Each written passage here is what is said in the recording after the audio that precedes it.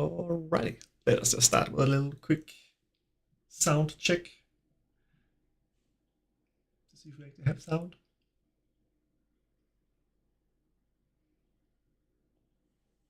It seems like we do. That's a great start. This last time started out with an audio, it took a little while to figure out what was going on, but that's not a problem anymore. Very good. Let me see, we have the right screen. Good. All right, so today we are going to continue working on the dungeon that we worked on last time. We started drawing. We basically did all the preliminary stuff. We made the Milan diagram, which I can probably bring up, make it visible. It's not very visible right now. Let me just do this. There we go. So that was the Milan diagram we first start with, which is basically this way we can check if our dungeon is interesting to explore. So basically, each of these lines represent choices in navigation. So if you have like a room with 2 exits, then you have 2 lines going in each direction because it represents choices. You can go in 2 directions. If you just have a room and there are no other exits than the door you came through, you don't add it to the Milan diagram because your only option is to go back where you came from. So it's not a navigational choice at all. So it's like, basically, think of it as a metro map of the dungeon. It's so simple, so you can get an idea of what the exploration path in the dungeon looks like. So these arrows indicate where the entrances are, and the dotted lines represent secret areas. So you can notice that both of the entrances are secret because we are creating a smuggler's den that has been infested by terrible creatures at some point in its history. So yeah, obviously the entrances are not visible. Otherwise, people just walk in and it's a smuggler's den. So they are secret. The idea is that we have this little cottage up here that is the front of this whole thing. And then we can go through the chimney, or like the fireplace, and end up in this room in the dungeon where the smugglers can then carry their goods around and all that kind of stuff. So the map is pretty much done. Of course, we need to add some furniture and such. That takes a while to draw. We made beds and tables last time. But I think it would be more interesting to go into what's in the rooms, basically. And figure out maybe not the entire room descriptions, but basically figure out what's going to be in the dungeon. What kind of traps, what kind of encounters, what kind of treasure, that kind of stuff. So let me just see. I should have a scene where I can bring up a Word document so you can also see it like that. Just test if this audio works here as well.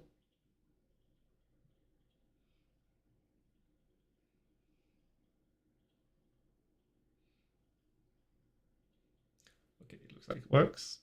That is good. So yeah, all these numbers are basically the various areas that we can add descriptions to. But we don't need that. So the first thing I want to do, since last time I had created a grass texture. So right now we just have this weird, boring green stuff up here. So I thought I'd just touch up the map a little bit. So you can see we have the grass here. It's basically just a pixel layer. So we need to bring in the textures. So let me just see if I can find those. Where I put them? D&D. Custom modules. And here. There we go. A fine grass texture. So what we need to do is first as it is selected, create a new pattern layer from selection. And that creates this, which is not very helpful. But if you didn't watch last time, you'll see. The magic of this is that you can take our grass layer. This is just the pixel layer. We can give it a mask layer, and then we can take this entire pattern. And if I can hit the right spot, come on.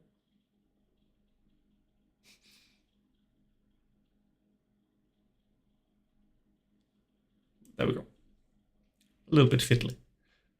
So now basically everything that we draw on this pixel layer will be the pattern. So you can see we're drawing over here, and we're basically drawing with the pattern layer, which gives us this nice grass text. And I don't think it's too badly tiled, so we can probably use it as it is. Good. Okay, so that was one thing I wanted to change. The next thing, I want to add some parchment texture as well, just to give the whole thing a slightly nicer look. So I'll just find my drawing folder, textures, and the parchment. There we go. Just gonna stretch it over. Oh, it looks a lot nicer. A little bit harsh, perhaps. So we're going to adjust it a little bit. Maybe desaturate it somewhat. Yeah, that looks much better. Maybe line it a little bit. A little bit more. Maybe too much.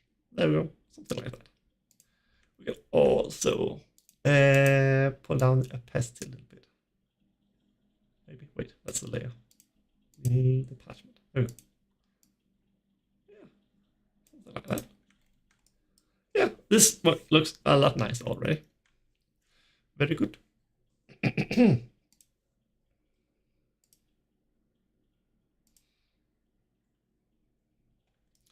Alright, so let us get into the actual filling up the stuff with ideas. So I think we're just going to start out with adding it directly onto the map, and then we can add that to the document afterwards, simply because it's probably going to be a more interesting thing to watch. So let me see, we need a group. Let me call this area descriptions. Probably how you spell it. And then we need some text. Okay, so we can start with, let's start with the cottages. Let's start with area 1. So we can add a note over here. We call this a secret entrance to fireplace. This looks absolutely horrible, but I'm going to turn down the font size a little bit, something like this. Perfect. And I think white is probably going to be more visible over here, at least. All right. So secret entrance leading to area 2.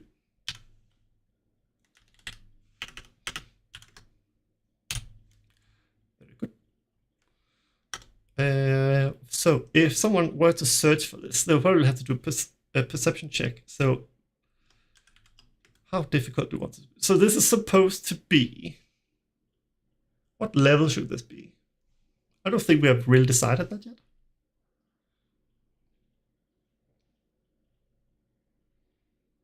Let's say it is a level 3 dungeon. It's sort of like the players have had the introduction, they have gotten over the first hurdles and such, and now they are level 3 and they are ready to take on some more serious stuff. So we have this dungeon where they can try out their new subclass and such. So let's say it is a dungeon made for a party of 4 level 3 characters. So a DC that should be fairly easy to spot, because we actually want the players to get into the dungeon. Let's make it DC 12.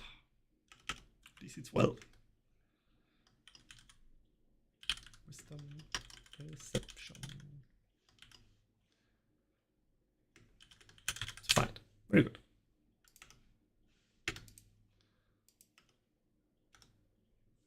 Cool. And so we have that node over here. Should we have something else in here? We have this little cottage. Maybe there's some...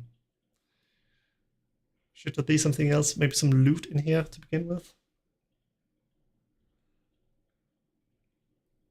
Maybe, in case they don't find the secret entrance, we could add... So maybe under the bed, there's a journal.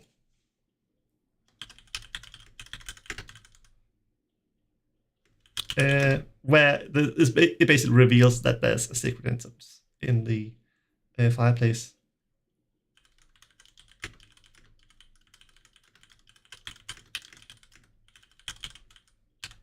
Probably not the best security on behalf of the smugglers, but you know, the smugglers, and you need to get in. So we can give this a DC as well. It's always nice to give a DC for these things, so the dungeon master don't have to think on their feet. Let's make it easy. If someone's actually looking through the room, let's say 7.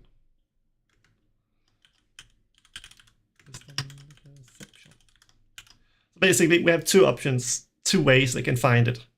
So either they find it directly. I guess we can increase a little bit now that we have 2 options. Let's say 14.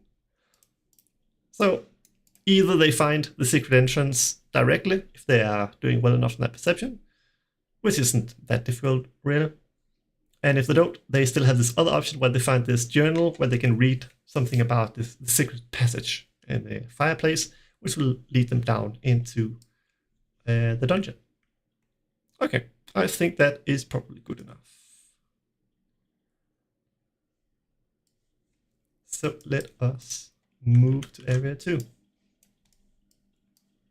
guess this is a little bit of an experimental stream because, I mean, last time we drew the map, so it was kind of visual, and this is not that visual. So I don't know if it's interesting to watch, but we'll see. So we can write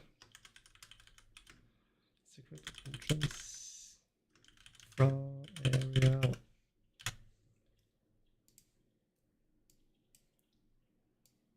There we go. Maybe we should have some kind of indicator on the map.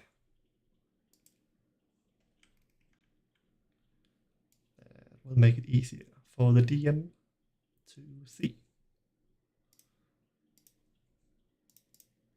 And I see, usually it's something like this, a nice little square, and then a letter. Let's just use A for now. And there we go. Can we center? Slightly off center.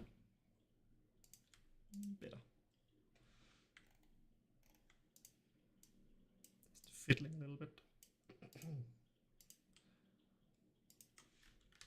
This is the important stuff. This is correctly centered. There we go. Perfect.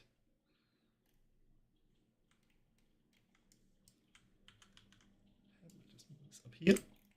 So it is very clear where the secret fireplace entrance leads to. Okay. Also, we have all the stuff lying around now. So let us throw this into the area description. There we go. Cool.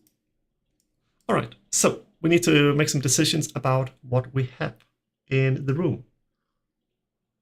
So this is basically the first room that they get into. Was this door supposed to be... I think this was supposed to be secret. Grab. Ooh, that was the entire grid. Doors.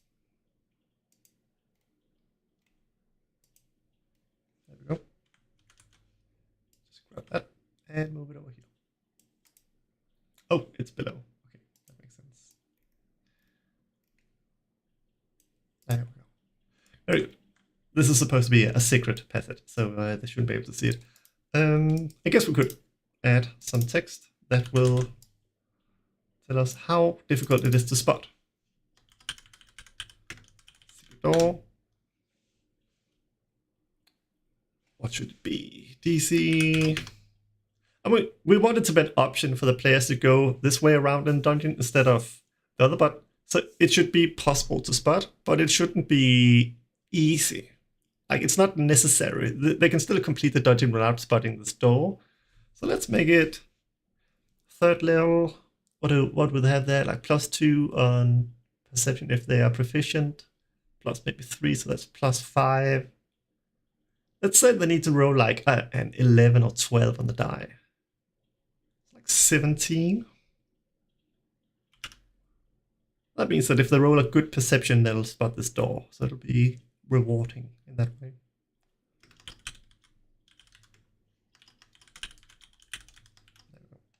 Also, this text is really has some aggressive spaces between lines. Where do you control that?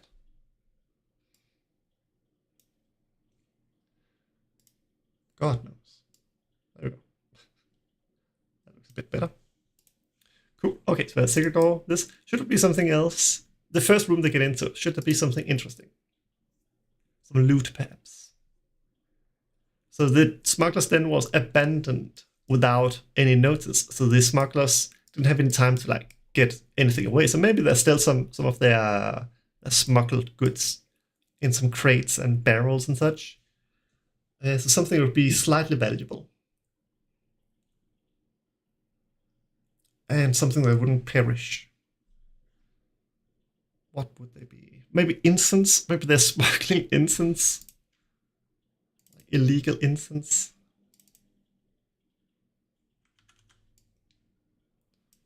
Why not? Bell off.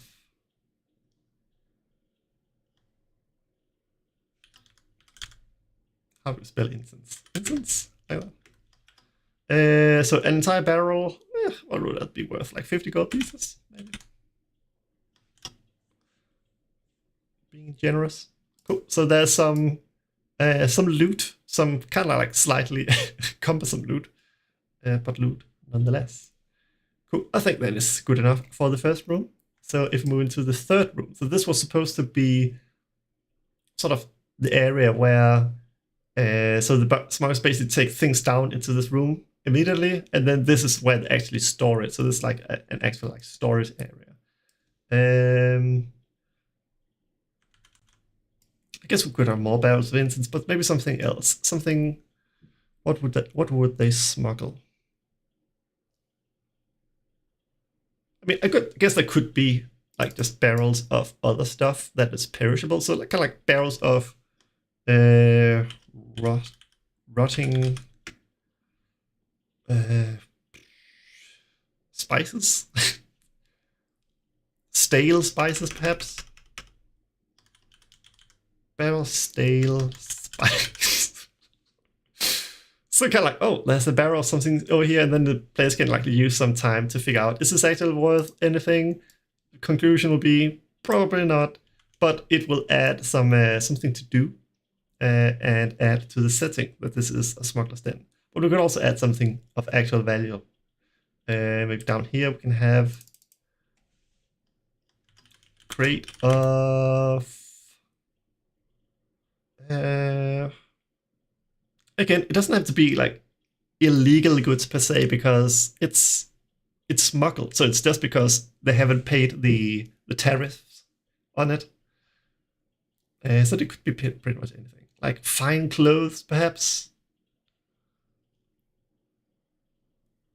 Maybe like some fine silk clothes that somehow are still usable. Okay, so it's an entire crate, but maybe there's only like a few outfits that can still be used. So that explains why they don't have like a crate full of valuable clothes. They're like 4 or 5 sets worth something.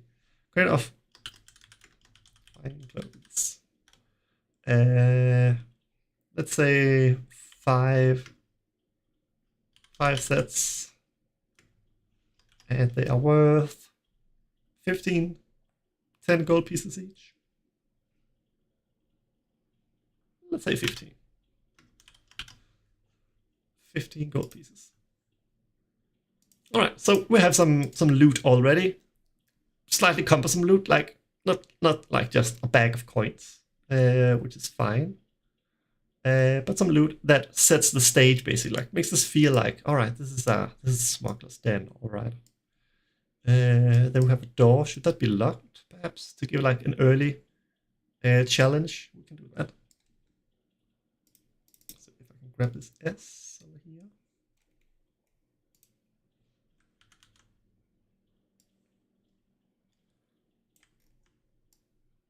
There we go. Oh no, I lost it. I got it back. And we will change that to an L. What's best? This one?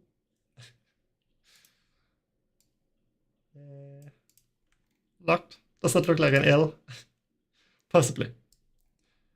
I think you could also just add a dot. That's probably also... I think we'll do that. That feels like the common thing to do in official modules as well. Just a little dot.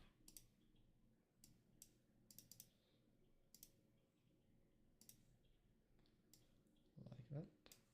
And it needs to be on top of everything in this. And let's get rid of that one. So yeah, all right. A little dot. That shows that this door is locked. We'll also add some text that reminds the door. DC shouldn't be too hard. It's just to show that this place is locked. It's not just going to be like a walk in the park. So let's say 12. DC 12. Dexterity.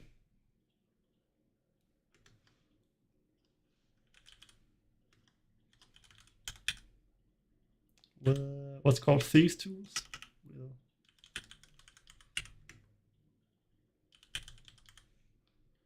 Perfect. I compressed a little bit. There we go. Cool. So we have a locked door. All right.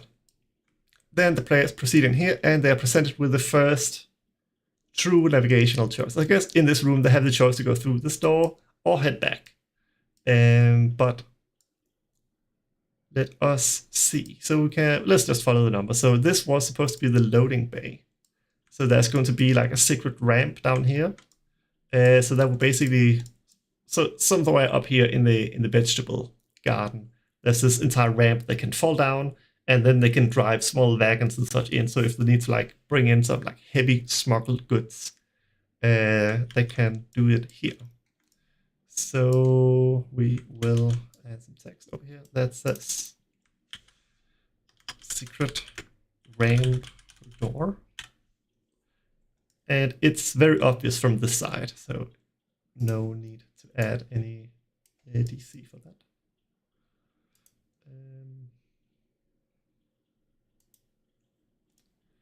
Good. Do we need anything else? I guess we can have some more. I mean, it doesn't hurt. Maybe there could be an entire wagon in here, just to show what this room is really meant to be about.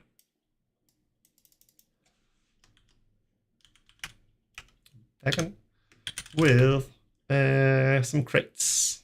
Crates with smuggled sugar. Crates with... Sure.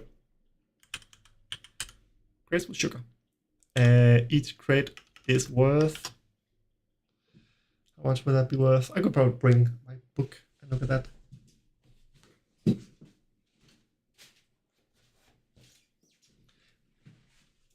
Let us look in the player's handbook. Just to align it somewhat with the established stuff. Let's see. Trade goods.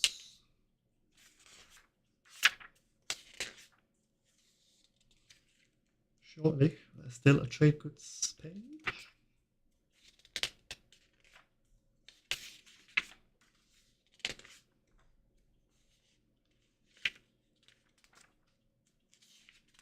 It would appear not. Alright, then I guess it's time to bring out the old player's handbook.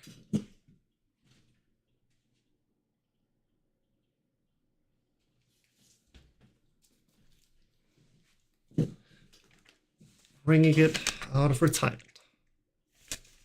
Okay, let us see. What does it say about trade goods? Trade goods. 1 pound of salt, 5 copper pieces, ginger, cloves, silk. Probably somewhere around salt. The price of salt, perhaps. So 5 copper pieces. It's not going to be a lot. What's in a crate? How much would a crate be? 100, 200 pounds. So that's rounded up to 1 silver piece. 200, so like 20 gold pieces. Sure. Wagon with sugar. With crates. Crates of sugar. Let's say it has like 6 crates of sugar, each worth 20 gold pieces. This is riveting stuff. Now, the idea was that this place was infested because the smugglers were found out. They were driven out of their smuggler's den because one of them got greedy and didn't just smuggle something. They actually stole something, and they stole it from the wrong person. So now the small criminal business caught the attention of some more powerful people. I guess some of them escaped, some of them were caught and brought to justice. But then it was infested with all kinds of weird creatures. Creatures of the forest, creatures maybe of the Underdark or something. I don't know. So let us have an encounter. We have room number 4. So yeah, it should be time for an encounter. What kind of creatures would you want in here?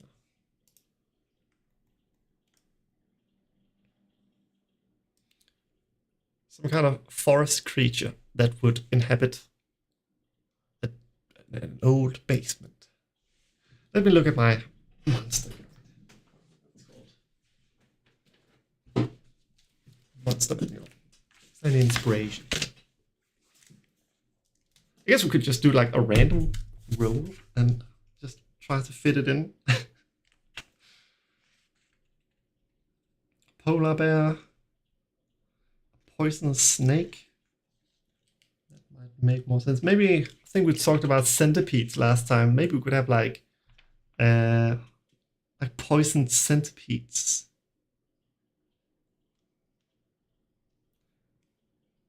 They are, so they're supposed to be level 3, so they can handle some stuff. So maybe, so poison snake has 2 HP, so basically 1 hit kills. But they do have powerful poisonous bite. So we could add a lot of them. So that when they're like, oh, there's a wagon, let's look what is in these crates. And these snakes have made their nest in the sugar crates. Okay. Well, I guess not snakes. We can call them large centipedes. Okay, so we are going to add encounter. How many? So they are easy to kill. A party of 4 players. At least 1 or 2 of them should get a hit in. So let's say 5. 5 poison. How to spell poisonous? Centipedes. Something like that.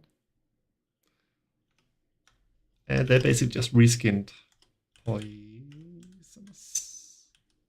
I can't spell while I'm spelling out loud. Poisonous. Jesus. Poisonous. There we go. Alright, that should be fairly interesting. So they look into these crates, and suddenly there are these snakes all over the place, and they begin to bite. And hopefully 1 or 2 of them will get a bite in before they are easily destroyed by the players with only 2 HP each. But they do deal potentially 2d4 poison damage. So that's a fine little encounter to show that the place is creepy and maybe not entirely undisturbed. Cool. Then we have this area, which was supposed to be the kitchen. Area 5. What can we throw in there? If anyone watching has any suggestions, you are more than welcome to throw in any ideas. Actually, I think this was the kitchen because we gave it the brick floor. So this is just another depot. I don't know if we want more crates at this point. We need something more exciting. Maybe something has burrowed in here. So like the wall is broken and something has turned this into like a proper nest. Like there's dirt all over the place. There are like branches and like forest detritus that has been piled up. So this an encounter right after the first encounter? Sure. Or maybe it's a nest. Clearly something lives here, but it's not in this area when the players get to it. So now they know, okay, there's probably something large in these halls, and who knows when it will spring upon them. It could even be some kind of like random mechanic. So when they find this room, every time they enter a new area, you can basically roll, and this creature's gonna burst out through the wall and attack. That would be like a surprising way to start combat. It's sort of like if you if you've seen the movie Tremors. Something like that. Oh, could we do like a whole thing with that? So the idea in Tremors, there are these giant worms that can like hear vibration. It's basically Dune, but like a very surprisingly well-made B movie. Maybe like loud noises will bring them. That'd be a fun thing. So we can write something like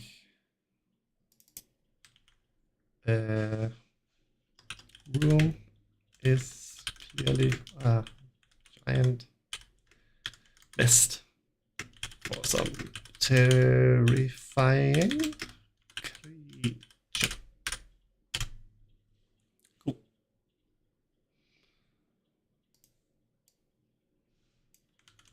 And then add. Once entered.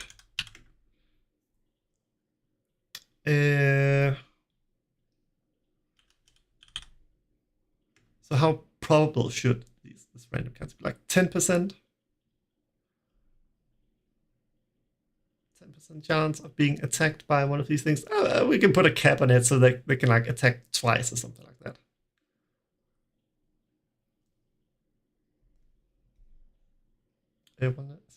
How do we describe this easily? Roll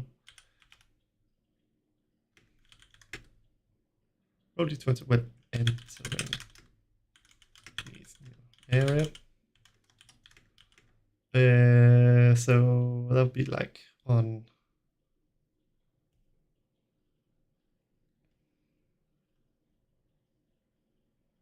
let's say on an 18 to 19 encounter with, they could be worms, they could be something else for now, but let's just call them with worms, tremor worms, then we know exactly what we're meaning. With a tremor worm. And then on 20 encounter with both. That's a quite small chance, isn't it? Maybe that's fine. I guess we can. All right, let's make it a little bit more probable. 70. Slightly more probable. I guess this is just like balancing. I guess when we play test this dungeon, we'll figure out if this never happens or something like that. And then on the 20, count with both tremor worms at once. So basically, no encounter in this area, but it enables random encounters. And there's still like 10 rooms left, so there should be a chance for them to run into these worms. Maybe they could be triggered by loud noises or something like that. I don't know. We'll figure that out in detail when we add it to the actual document where we write all this down in detail. Good, cool. So now we have the kitchen as the next area. Maybe there's some kitchen utensils that kind of like show, how to explain it? Kind of like foreshadows it. So maybe there are like some pots and stuff on the floor or something, like made it very easy for a player to make some noise. And when that noise is made, there are like these vibrations in the walls, on the ground. So like, oh my god, there's some things about this place. So like to support what they've just encountered here. So, oh my god, this is clear a nest, and now they hear this. All right, I think that's a good utility of the kitchen. Then it's just how do we describe that? Kitchen full of noisy utensils. I don't know if that like covers pots as well. It might. That when disturbed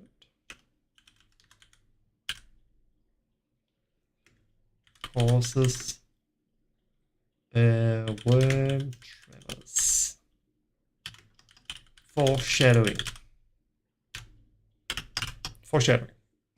Slightly more exciting. Should have some loot here. What loot will there be in the kitchen? A box of rare spice. A box of smuggled saffron.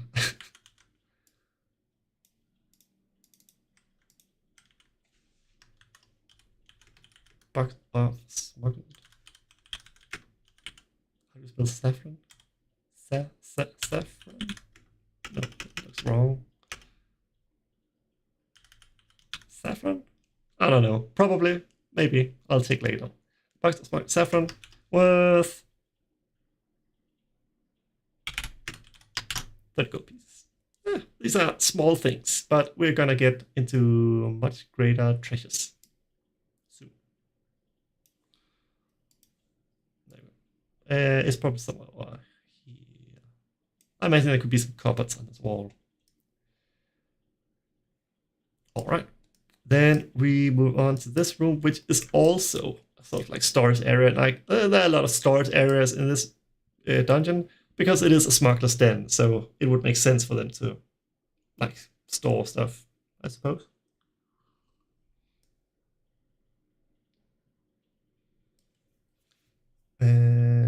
So it could be just not much going on in here, but we have some stuff going on. We have the secret door that leads down into this like sleeping area, sleeping quarters.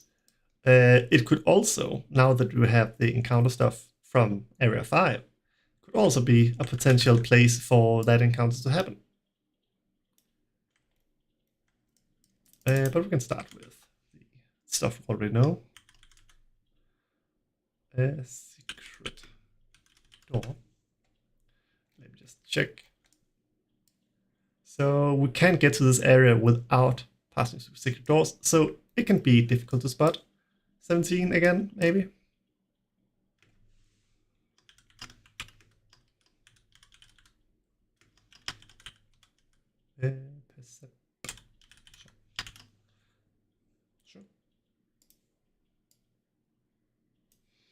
Alrighty.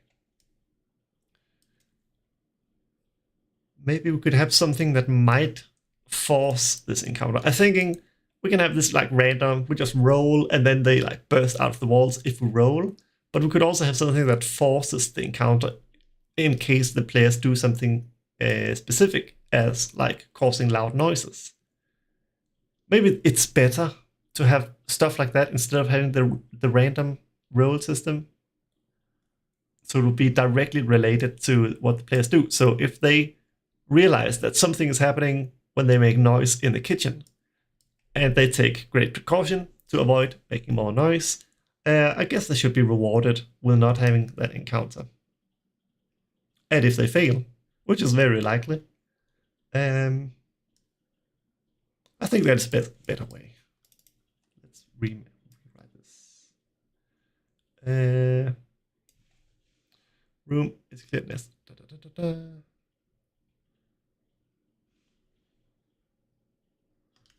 On this point, loud noises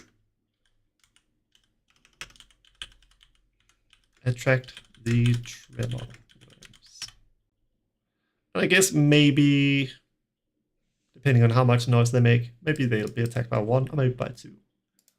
Again, we're making this for 4 players, so just a single creature might lose out in the action economy. Okay, so we're gonna put something that could make some noise in here.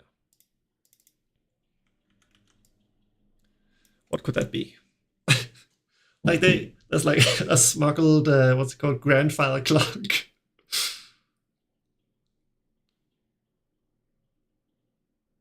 Maybe? What?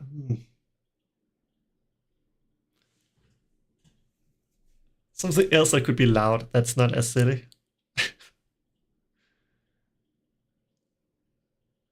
What would be like glass shattering, metal falling over?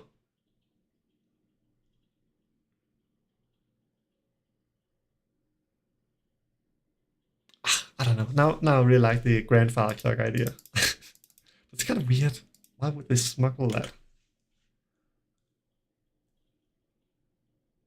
Maybe there's like some like weird embargo, like it's like in Venice when they had the glass workers that were not allowed to leave Venice because if they did, they might take their craft elsewhere. So it's like there's like tariffs on clockworks because then they can like keep the craft in the city or something like that. Let's go with that for now. If it's too silly, maybe we can come up with something else. So they basically find like a group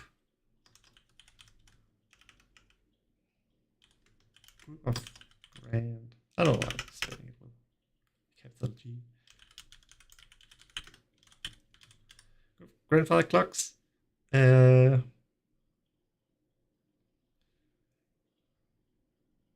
That make noise if tampered with. So maybe they see, oh, we can wind them up, see if they're still working, something like that. Maybe like just touching them makes them fall over or something like that, and they fall down, and or maybe they start like whatever grandfather clocks does, like playing with the bell or something, and yeah, that will probably attract at least 1 tremor worm. Should we have some loot in here as well? Apart from the grandfather clocks.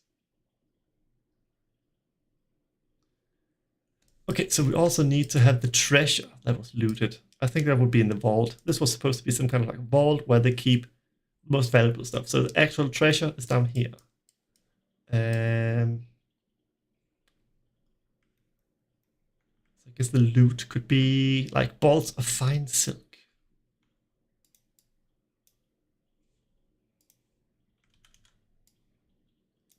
That was the entire grid again. Bolts of fine silk. How many? 4. And each are worth 75 pieces.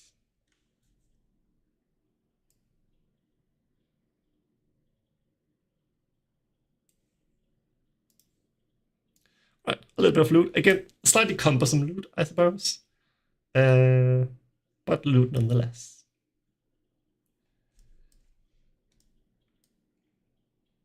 And then we have a secret passage. Good.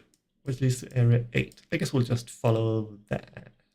Maybe with numbering should have been like that, because usually I want to number areas in the order I think it's most likely that they're going to be explored, because that just makes it easier for the dungeon master to keep track of in the text. So unless the players find the secret passage, they're going to head back here and then take this door. Which means it would be better if this was area 8. Also, if they come from area 3 and head directly in here, it would be better to have area 8 closer to this. But then on the other hand, if they do walk up here and they come through here,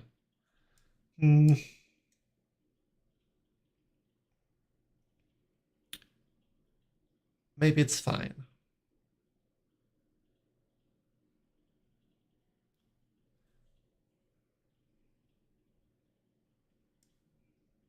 I think it's fine. We're going to leave it like that. Okay, so let us look at area 8. We have the secret door, and it's basically the same kind of secret door here, so we'll just copy this over here. So this is the living quarter. Will this be secret from this side? I guess it wouldn't make sense to have it secret like all the way.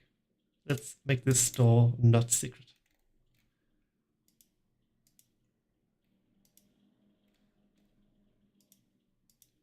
That is the right S.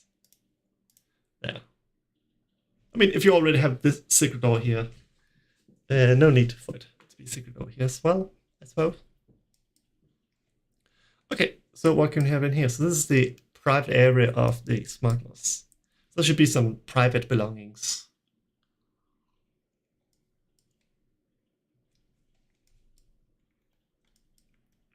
Would smugglers have magical items? So they're level 3. So at this point, I think it's advised that the party should have like 6 like common magical items and like 2 uncommon magical items, which means there should be some magical weapons lying around. So I guess one of them could have like some kind of magical dagger or something lying around.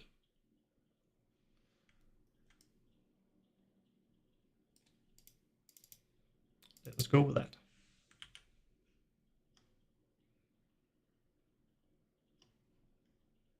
Just like a simple like dagger +1. Maybe we could like what would a smuggler need?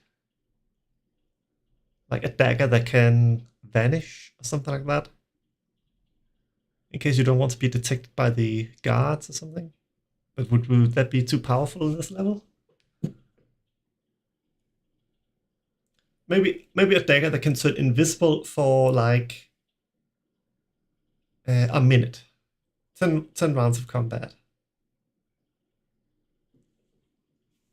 What would the implications of that be? Probably fine. All right, let us have dagger +1 of invisibility.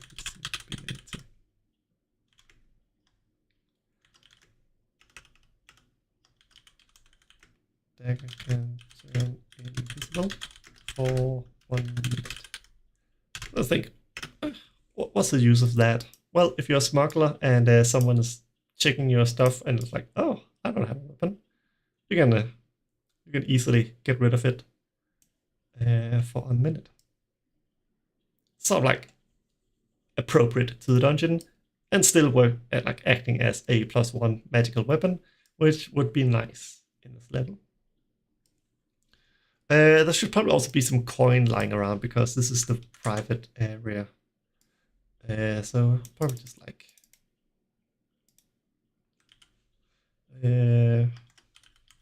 purse of coins. How much?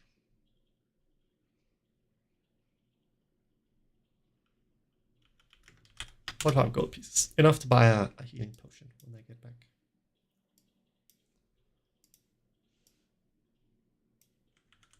And probably another purse over here. And this one could be... should be more, should be less. Maybe less. 37. Cool.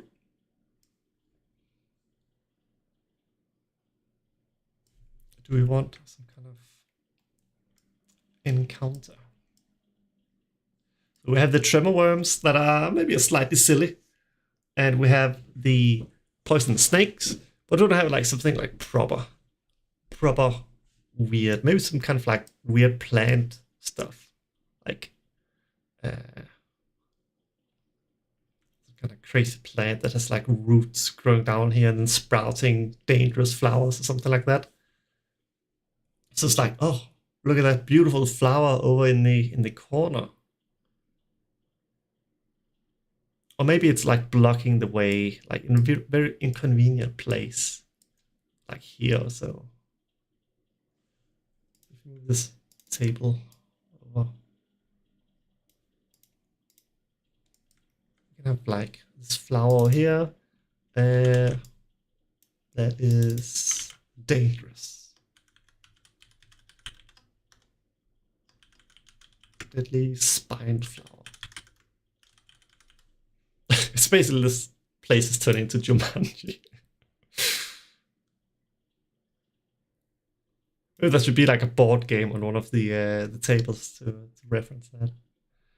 Yeah, so basically we have like on this corner, this is deadly flower. So you basically have to move around that flower to get into the room proper and access the loot, like the dagger, the coin purse. If you're coming through the secret passage, you want to go down here. You basically have to get close to this flower, and it just looks like a beautiful flower for most of the time. But when you get close, maybe it tries to bite you or shoot barbs at you or something crazy. Crazy flower.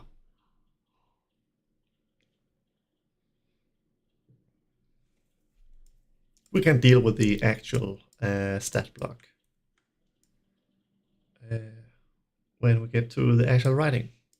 Okay, so we have some loot, we have a secret door, encounter. That's probably good enough for now. So down here we have the mess hall, where they're basically like eating and playing games and that kind of stuff. The smugglers, that is. The old smugglers. So we should have some kind of tremor worm potential trigger in here, I think. Would be a good place to do that. So what could make loud noises in a place like this? Oh, okay. Depending on, maybe like, we could have like a mirror down on this wall. So when you get into the room, no matter if you come like from this direction or this direction, you're gonna see like in the gloom of the room, there's this reflection. You see a person. So maybe someone is like quick on the trigger, shoots an arrow or a fireball or something, break the mirror and it shatters, makes a lot of noise, and a tremor worm is triggered. Mirror on wall. Reflecting players' characters as they enter. If broken, triggers tremor worm encounter. Cool. I guess we could just make something that looks like a mirror very quickly. Just grab it all.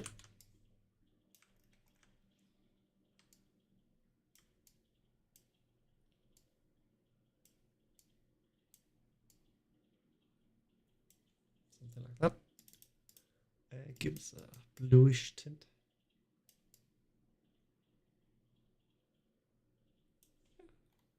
Something like that. And this will be called mirror. And we'll move that over into the furniture props category. There we go. Cool. Maybe that a little bit too thick. There we go. We have a mirror. All right. What else do we have in here? I guess we could have just like a regular encounter.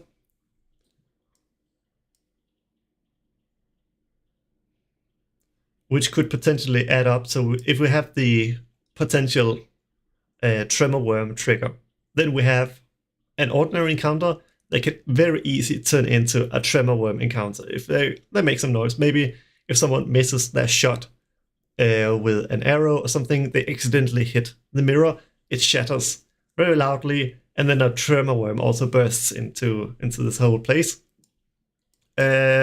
shaking up the entire encounter.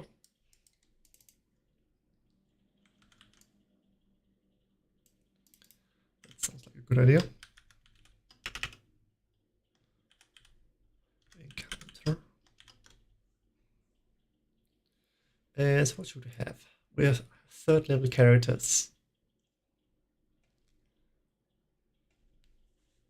Maybe giant rats. It's a little bit too overdone, but we could have something similar that's basically the same. Like giant badgers. They borrow. They borrow. They make burrows. We have giant badgers. But why would they attack? Well, they are deceased. Deceased giant badgers. So there's a probability they pass on some kind of disease. I think there's a variant of giant rats in the monster manual that has that trait. Yeah, deceased giant rat. Bite. Deal some damage. If it succeeds or fails, it's deceased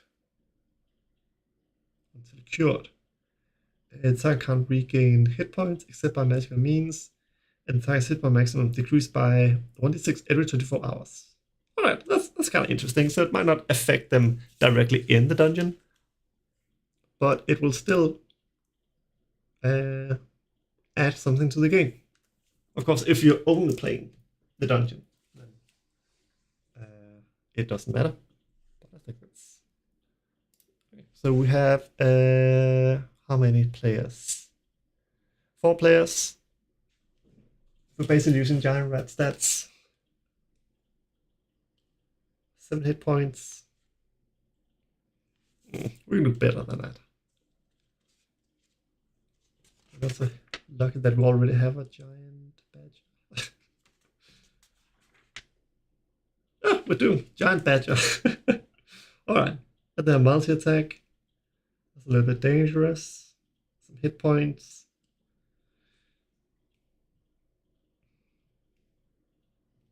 Let's make that 3 giant badgers.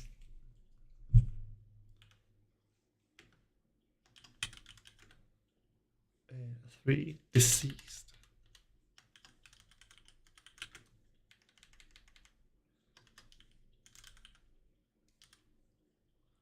Alright, so they get in here, start rummaging around, looking around, and then these crazy deceased badgers come stumbling out and attack the players, and maybe they cause some chaos, some loud noises, and the tremor worms show up.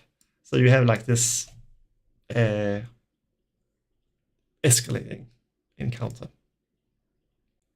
with the potential that the players could get these terrible diseases that will affect them over time. So they might finish up this dungeon, but now they need to find some way to cure themselves of this disease because they are basically slowly dying from it.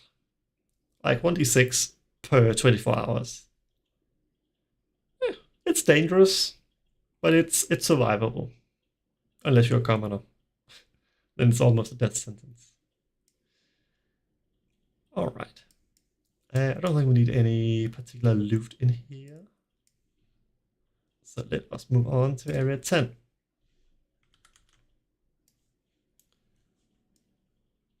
So this, well, actually, I guess we could have like a board game lying around. Or maybe like on one of the tables we have a key to area, what's that? Area 3. So just like on the odd chance that the players find the secret door to begin with and take this path and drop out here, then they find the key maybe lying on this table that they can use to open this door. It's not like super vital, but kind of like gives the dungeon some texture or something like that. Makes it feel cohesive. All right. Area 10. I think so. This is going to be like the office and living quarters of the boss of the smugglers gang. So maybe if we had this door locked, let's grab this little lock dot from up here. Right down here. There we go. So basically, maybe they find this key. Oh, we found a key. They get down here. We have a locked door. They try the key. It doesn't work. Just give some stuff, some life to the key. And then they realize, oh, the key unlocks this door up here. Maybe. Yeah, it just. The actual key was on the person of the boss himself, and so it's nowhere to be seen.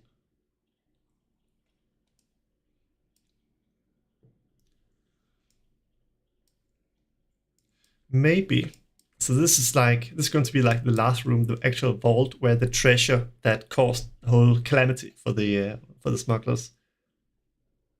The treasure that one of their members stole, which brought down the entire full force of the law.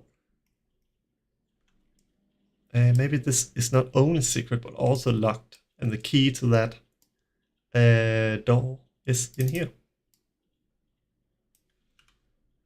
That means that we basically have like a very cheap reward that we can give to the players in here, which will still feel rewarding to them because, oh, we have the key to this area. And it will be slightly like leading the players in this direction instead of this. What I mean is, if the players come down in here, they have two options. They can go left, they can go right, they can go down here. If they find the secret door and it's not locked, then they can head in, find the actual treasure, and yay, all right, we found the treasure, or something like that, and head out. Ideally, we want them to explore the whole dungeon. Of course, we don't want to force them to do that. They could still lockpick this if they have a cunning rogue with them, but just like softly directing the players around into the dungeon. So maybe they come to this, they find the secret door, but it's locked. So they head back here, explore, then they find another key. They come back here, try that key. Oh, it's the right one. Cool.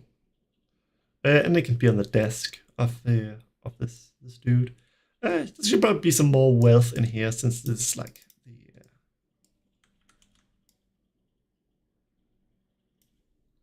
Maybe this door should be trapped as well. Because we have had like encounters and we have loot, but we've not had any traps yet. So if you try to open the door without the proper key, it triggers the trap. And the players find a key right outside. Maybe that's a little bit cheesy. Is it too harsh? Probably not. It's probably going to be fine. I mean, they could check the door for traps if they didn't want to be trapped. Door's trapped. If failed lockpick attempt.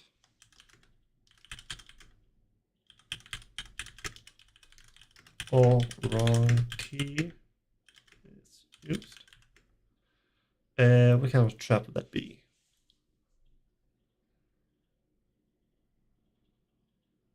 Probably not magical because these are just smugglers. We could have the classical poisonous darts.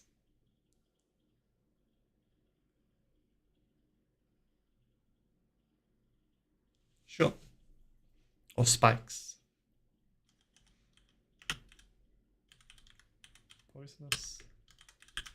Spikes. So that would be a constitution save.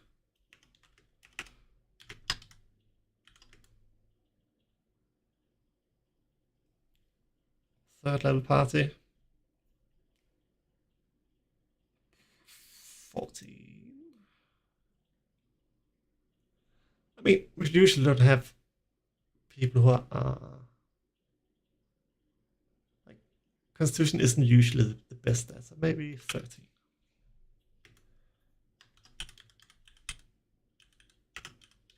Constitution save. And on a fail, they take. So a third level character would have like 25 hit points. They've had some encounters. Let's say, let's make it the same as the poisonous snakes. 2d4. Poison. Damage. I mean, that's likely to knock out a commoner. And it would make sense that this door was created to keep out normal people and not like actual adventurers. All right. What else? There could be some law in here. So again, the law of this dungeon is that the smugglers were caught by the law because of the foolish smuggler that stole treasure instead of smuggling. So there could be some kind of like journal or something in here. Like the leader of the gang is like, oh, I can't believe they done it. Can't believe they crossed the line that we just don't cross and stole actual gold and jewels from some kind of like noble family. Now we have these like really hot goods. The guards on our trail. It's a calamity.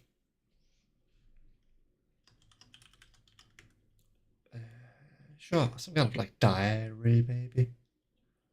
Or maybe like a letter that was being drafted to someone like, we need help with this. I need you to make sure that my cousin gets away from here and takes the treasure with him and gets the heat off our back. And then evidently that never really got to happen. So like draft letter, half finished letter.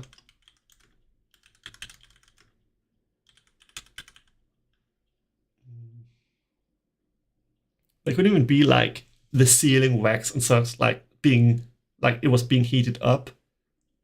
Maybe that's a little bit too like, oh shit, we have to get out of here. Half finished letter from Smuggler Boss to a friend who might help. Let's say it's their nephew. That's why they haven't. Oh no. It's not just their nephew, it's their lover. Let's make this more dramatic. Get their lover out and what's it called? Get the heat off the gang. Probably. Something like that. So that's like, oh, alright, now we know what happened. But we should also have some loot in here.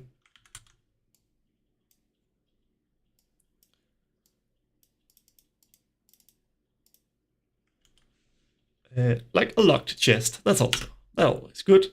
A little locked chest, it could even be trapped as well. Locked and trapped chest.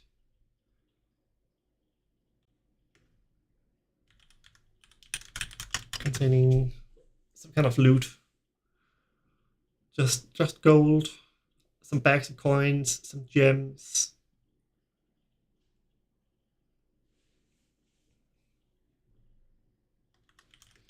Bag of coins. What would be something more interesting? Oh yeah, I have an idea, but let's just do this. Like bag of coins, containing 125 gold pieces and like 5 gems, and they're each worth 10 gold pieces. All right. Now this is not the only thing. The only loot. This is going to be really crowded, this room, with text. Because there's going to be artwork on the wall. Kind of painting worth, like, a really good painting. Not stolen, something this person has like saved up for, so worth 250 gold pieces. Beautiful art. Again, it's kind of like loot that's not just coin, but kind of like a little bit cumbersome to carry around. All right, so we have locked and trapdoor for area 10, basically. We can move it over here so it's a little bit more. Then we have lore, we have some loot, we have a key, we have artwork that they can take. Maybe add a tremor encounter trigger. I guess, what could that be? Oh, okay, I have an idea. So the chest is trapped. Trap makes loud noise. So basically, this is this little thing, like this music box or something attached to the chest. So if you try to like break it open without the key and such, then it makes this loud noise, which makes everyone nearby aware. Like people in this like front room can hear it. They can hear it all the way down here, like really loud metallic sound, which would alert the smugglers. But in this day and age, it alerts the tremor worms.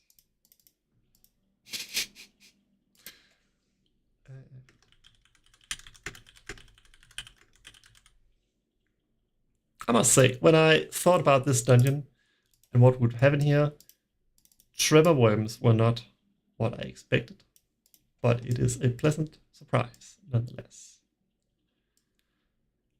All right.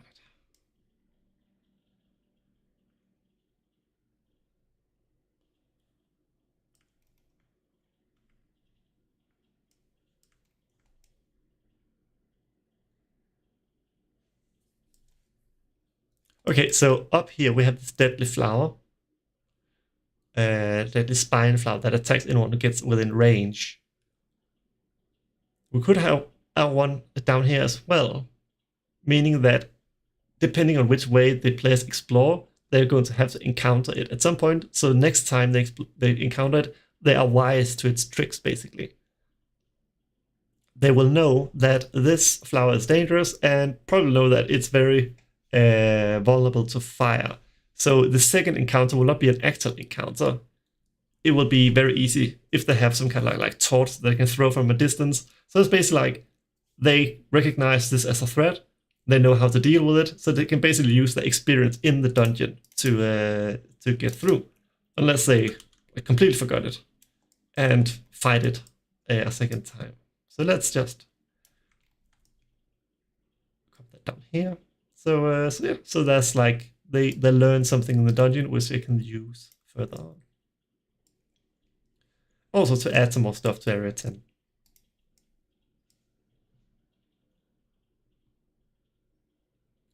All right. Room 12. So the idea with this room was that it would be some kind of like training room for the smugglers. So like smuggling boot camp, if you will. So that would be like this whole like array of small like strong boxes, or I guess just padlocks basically, or something like that. Like different locks that you can practice on opening. There could be this little like role play area, like have like this tall booth, and then one smartly can play the what's it called, the tall person. And then they're basically like, do you have any goods you want to declare, and blah blah blah, and then they can do that. So more like a fun room, but can we do something to it that gives it some purpose?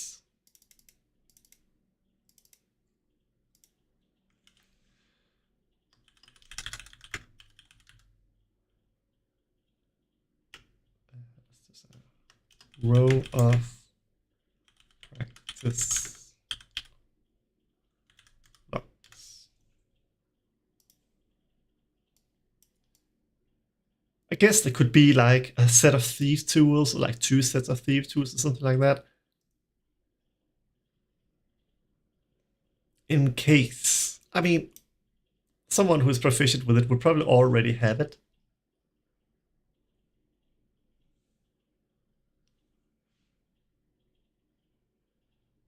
It wouldn't make much sense to have it. I mean, what kind of... I guess unless someone multi-classed into rogue, I guess they would... I don't know, I guess they would get the skill. You know what? It can't hurt.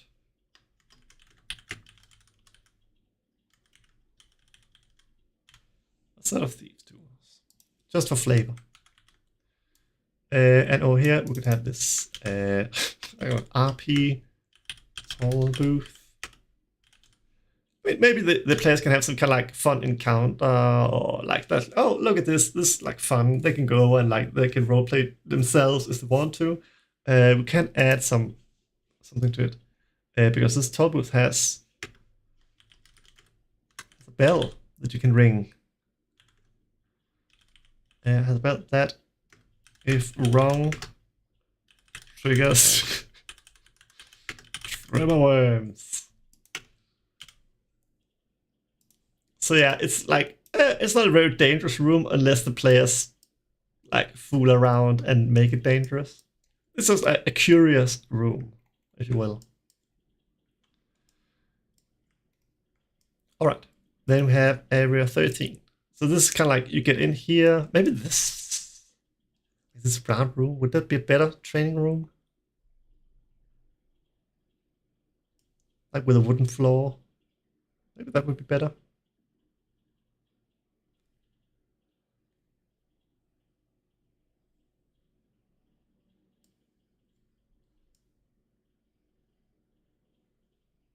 You know what? Let us move the training room over here. So I have like a row of practice logs. There's the RP booth, because this is very likely that it's going to be one of the first areas they get to, the players, when they get in. I mean, it's basically 50-50 if they go down here or up here. If they decide to go down here, they won't find the nest. So this could be like the kitchen, a warning. So, I mean, there's this booth, there's a bell. It's going to be very difficult for a player to not ring that bell. And that would cause like these tremors. So that would be the foreshadowing. Tremors. Unless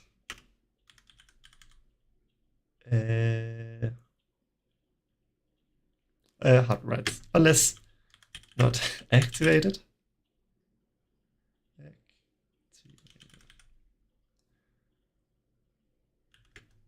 And only foreshadowing tremors.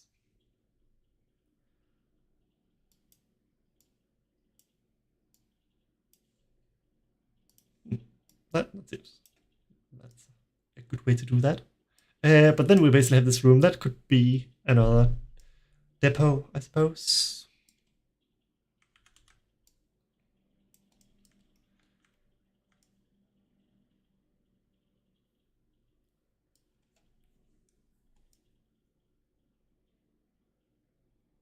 Probably. I mean, we are running a little short on time, so maybe we'll not spend too much time on that.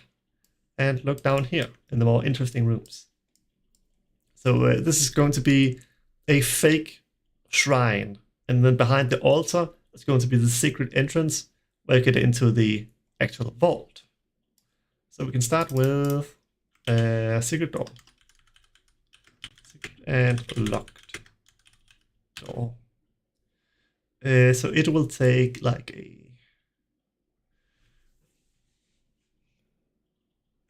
I think there should be some place where there's like a note or something where someone's written like behind the altar or something like that, like a suggestion that something might be behind the altar. So it should be difficult to spot just on its own. Again, if the players decide to go this way through the dungeon, like from area 2 to 3, then 13 and direct down here, it shouldn't be easy for them to get directly into area 15 and the vault. It should be possible, because otherwise it feels a little bit railroady. But it should still be difficult, which will encourage them to explore the rest of the dungeon first. So I think we can easily say DC 17.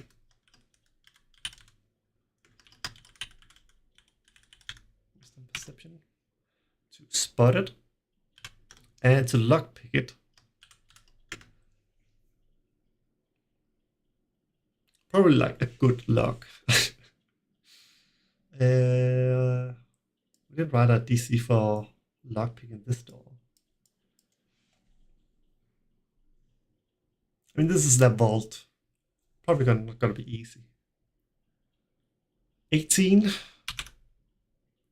means we roll a really good lockpick roll. You're level 3. You have expertise in... Well, I guess you can't. I don't know, can you?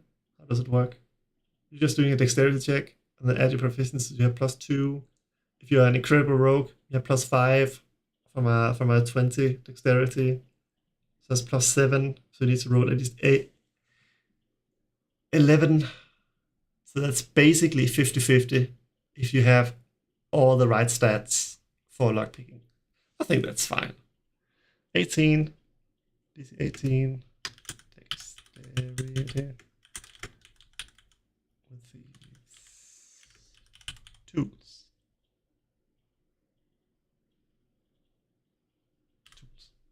I guess there are thieves' tools in here.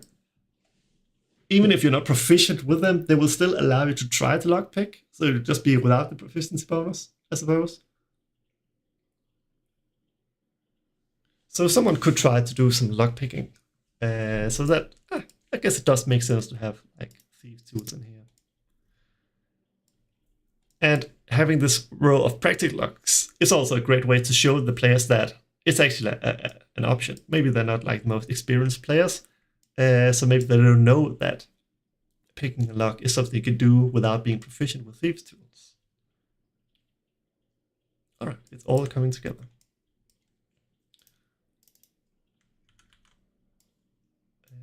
Let's just write fake shrine dedicated to what word? Smugglers.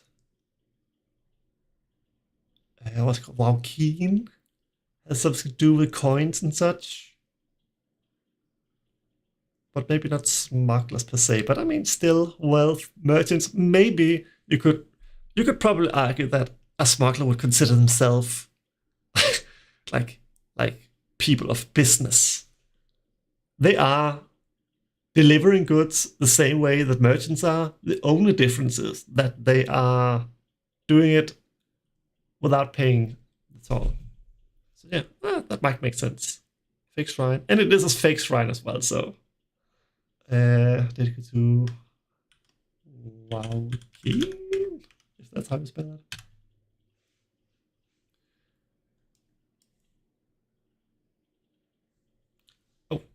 Since it's Waukean, they could have like piles of fake gold coins. So like the player characters get in here like, oh my god, that piles of gold coins. They move over and they realize they're just made of wood, painted with gold paint.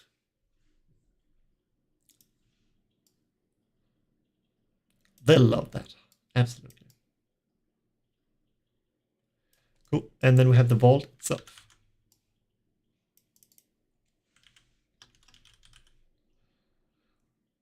So the vault contains the most valuable things. So right now it is being used, or before this markers were kicked out or fled, the vault contained the treasure that was stolen by the foolish member of the gang. So vault treasure. What would that be? You're a third level party. You're doing a medium-sized to small-sized dungeon.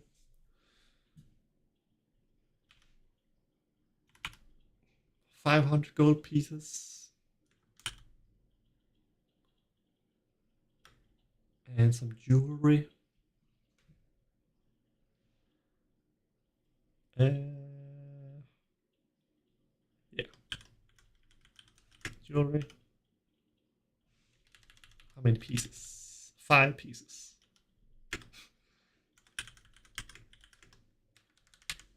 Jewelry. Each worth.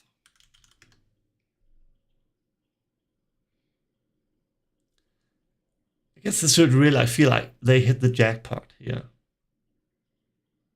And it is made for 4 players, so all the loot will be divided by 4 ideally. So there's only going to be 125 gold pieces for that. So let's make this 200 gold pieces each. So it's like a total of 300 gold pieces, roughly. And also, maybe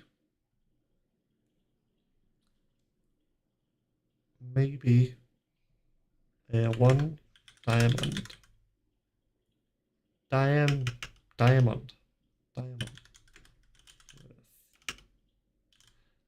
How much is it? It needs to be to cast Revivify.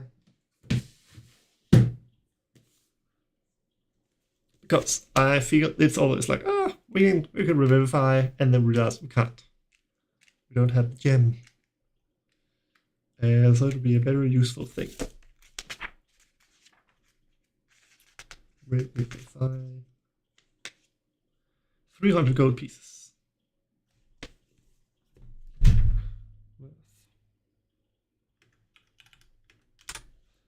Alright. So we already have that dagger early on in the dungeon. So we already have 1 magic item for like martial classes. Probably a rogue, I'd imagine, or something like that. But we should probably have some like 1 more magical item in here. What would that be? Some kind of like a ring of something.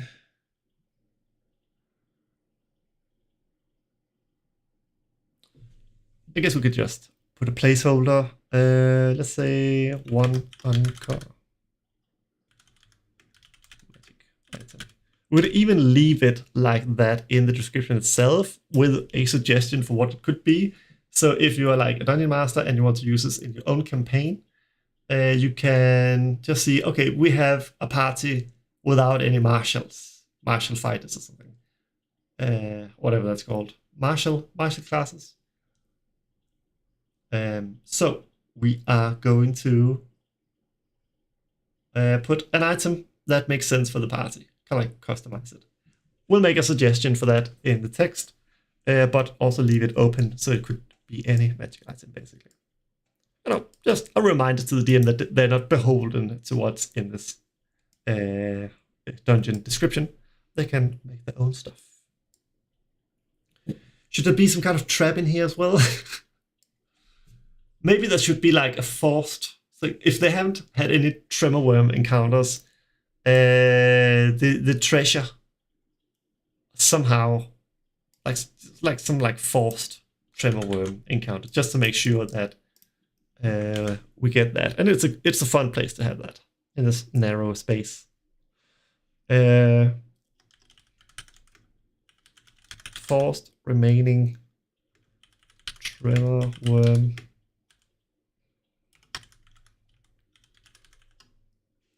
encounter. Encounters. Sure.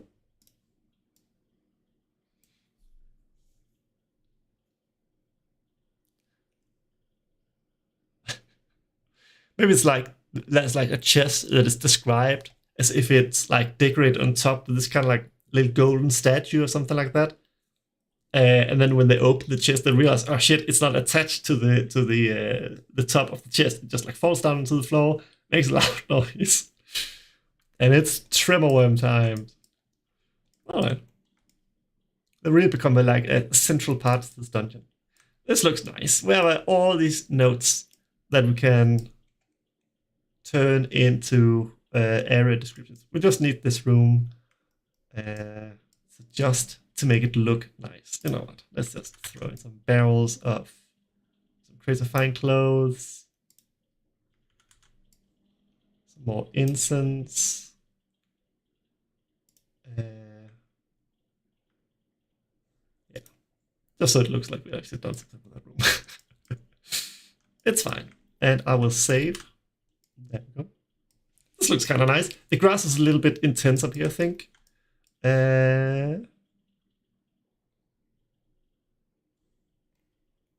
But that's, I guess it's just a matter of fiddling with it.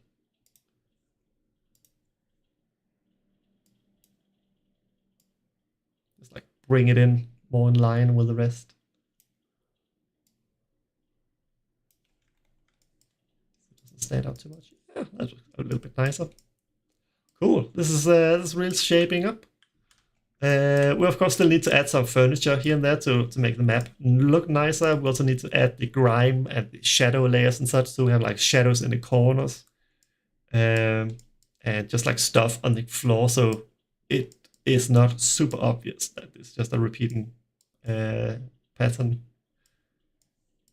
Just to give you like a taste of that, we're going to add very soon, but just to give you a taste of that, let me add. Let's call this grime. Grime and shadow. We'll put it in here for now. Just make pixel layer. And in here. So we have some wonderful brushes that we use for this. Let's see, is this the one I'm thinking about?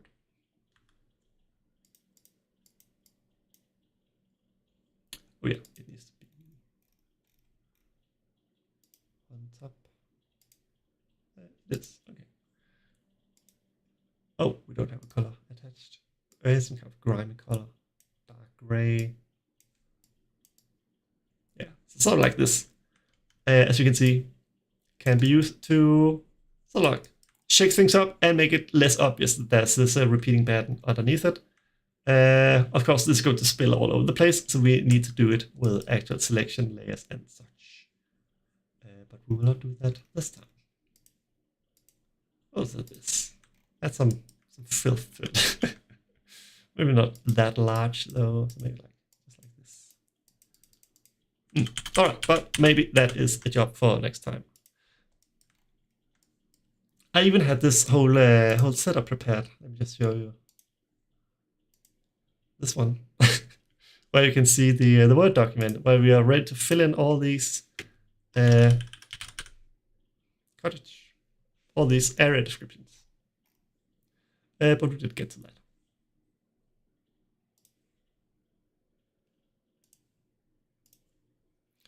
And I have not checked during the stream, so I pray to all the gods of streaming that the audio was fine throughout. Maybe I should just check.